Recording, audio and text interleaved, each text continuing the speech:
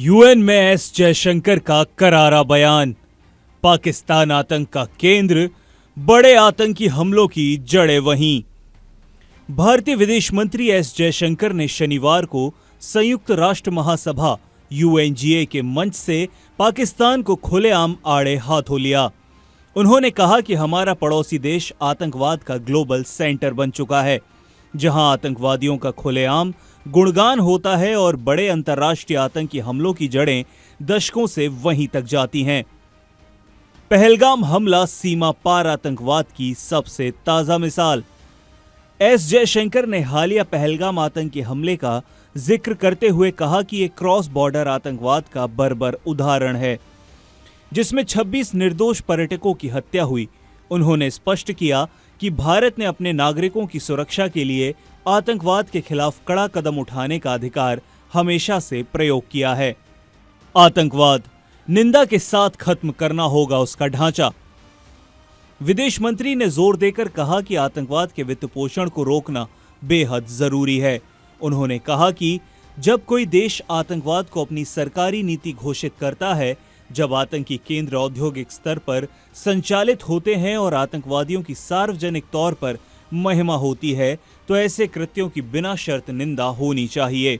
जयशंकर ने कहा कि आतंकवाद न केवल हिंसा बल्कि ये कट्टरता, असहिष्णुता और डर को भी पनपाता है। इसलिए इसका मुकाबला करना वैश्विक प्राथमिकता होनी चाहिए। चेतावनी, आतंकवाद को पालने वाले अंततः खुद इसका शिकार होंगे। उन्होंने साफ कहा कि जो देश आतंकवाद को बढ़ावा देने वाले राष्ट्रों को संरक्षण देंगे, वे अंततः उसी आतंकवाद की चपेट में आएंगे। जयशंकर ने विश्व समुदाय से आह्वान किया कि आतंकवाद के खिलाफ अंतर्राष्ट्रीय सहयोग को मजबूत किया जाए, ताकि आतंकवादी नेटवर्क को पूरी तरह से खत्म किया जा सके। संयुक्त राष्ट्र सुरक्षा परिषद में सुधार की मांग। एस जयशंकर ने संयुक्त राष्ट्र सुरक्षा परिषद में स्थायी सदस्यों की संख्या बढ़ाने की भी बात की। उन्होंने कहा कि वर्तमान में यूएनएससी के सदस्य देशों की संख्या 4 गुना बढ़ चुकी है, लिहाजा स्थायी और अस्थायी दोनों सदस्यों की संख्या बढ़ानी चाहिए, ताकि सभी देशों की आवाज सुनी जा सके। उन्होंने जोर दिया कि भारत इस जिम्मेदारी को निभाने के लिए तैयार है और इसे वैश्विक नेतृत्व की भूमिका निभानी चाहिए। भारत का वैश्विक योगदान। जयशंकर ने भारत के शांति मिशन, मानवीय सहायता और वैश्विक विकास में योगदान को भी रेखांकित किया।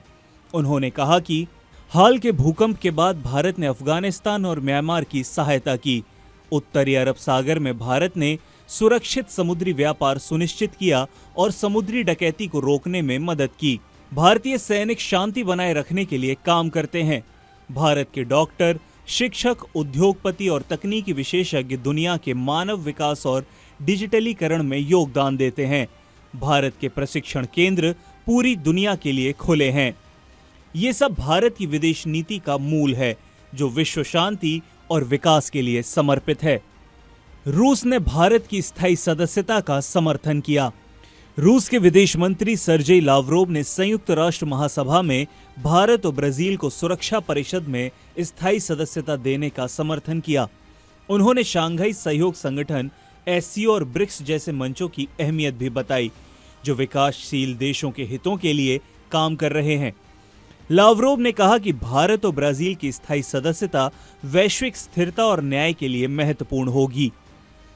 एस जयशंकर का यह भाषण भारत की विदेश नीति की स्पष्ट झलक है, जहां आतंकवाद के खिलाफ सख्त रुख, वैश्विक जिम्मेदारी स्वीकार करना और वैश्विक नेतृत्व की भूमिका निभाने की इच्छा प्रमुख है।